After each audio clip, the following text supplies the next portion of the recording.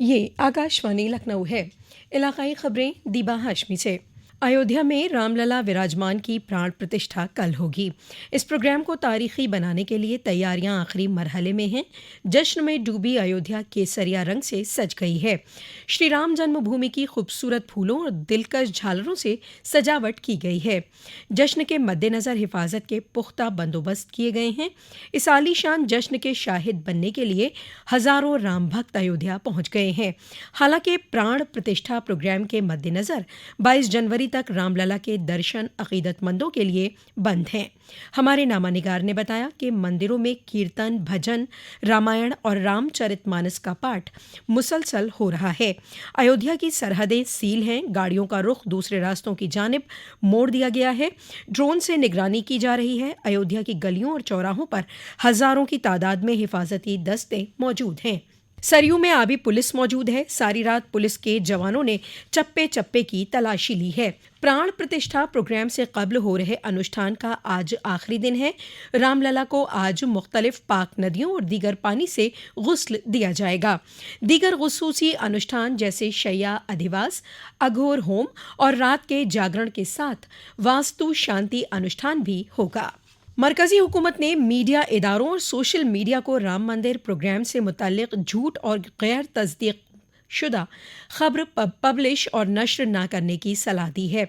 वजारत इत्तलात और नशरियात की जानिब से जारी मशवरे में कहा गया है कि सोशल मीडिया में कुछ झूठ और फर्जी पैगाम देखे जा रहे हैं। इनसे फ़िरका वाराना हमाहंगी और अवामी निज़ाम बिगड़ सकता है। वजारत की जानिब से मशवरे में मीडिया को प्रेस काउंसिल एक्ट 1978 के तहत हिंदुस्तानी प्रेस काउंसिल की जानिब से मुकर्रर सहाफ़त के मेयार को ध्यान में रखने के लिए कहा गया है। अयोध्या में श्री राम लला की प्राण प्रतिष्ठा प्रोग्राम के बाद यहां बड़ी तादाद में आने वाले सयाहों और अकीदतमंदों की सहूलत के लिए 135 गाइडों को तैयार किया गया है। ट्रेंड गाइड अकीदतमंदों को अयोध्या के कदीम और जदीद मकामात के मुतालिक तवील जानकारी देंगे। वो 14 ज़ुबानों में सयाहों से बात कर सकेंगे। इन गाइडों को 10 साल के लिए लाइसेंस दिया गया है। वज़ीर बराए सयाहत और सकाफत जयवीर सिंह ने ये इत्तला दी। उन्होंने बताया कि अयोध्या में अकीदतमंदों के लिए सस्ती शरह पर आरामदेह ठहरने का इंतज़ाम किया गया है। इसके लिए अयोध्या में होम स्टे के लिए MOU भी साइन किया गया है। 22 जनवरी को मेरठ के 1 लाख घरों में राम नाम के लड्डू बटेंगे। बीजेपी की साधना सीट से साबिक मेंबर असेंबली संगीत सोम राम नाम के लड्डू बांटेंगे।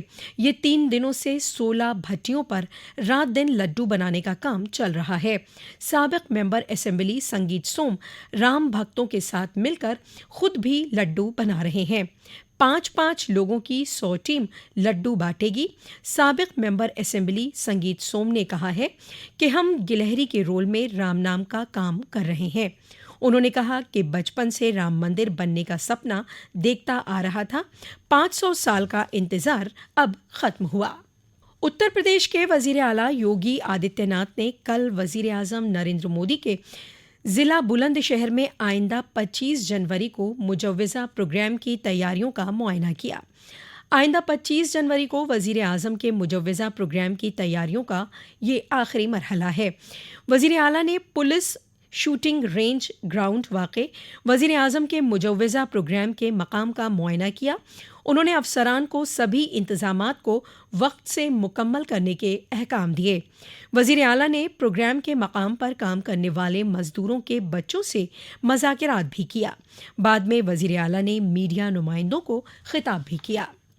रियासत में चल रही सर्द लहर की वजह से कड़ाके की ठंड का दौर जारी है, जिसकी वजह से अवामी ज़िंदगी दरहम बरहम हो गई है।